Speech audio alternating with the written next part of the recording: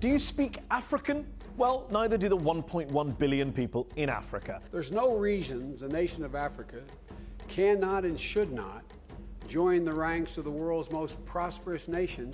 It's not actually a country. It's a continent of 54 very different nations and more than 2,000 languages. But it's constantly misunderstood or misrepresented.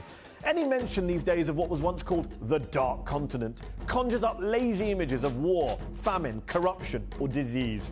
Who has time to mention the 22 Nobel laureates from 9 different African countries, right? And guess where 4 of the 10 fastest growing economies in the world are located?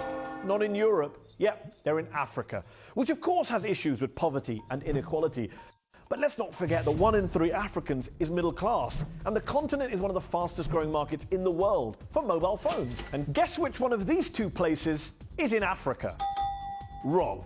But all this growth comes from foreign aid, right? That's where most of the money comes from, surely.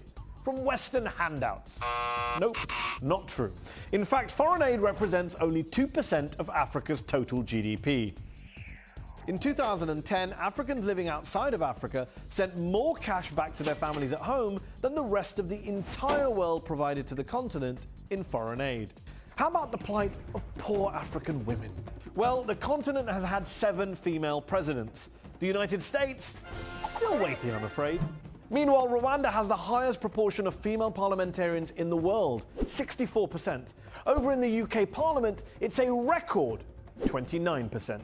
But you know what? It's important that we focus only on the doom and gloom across the continent, because every 60 seconds in Africa, a minute passes by.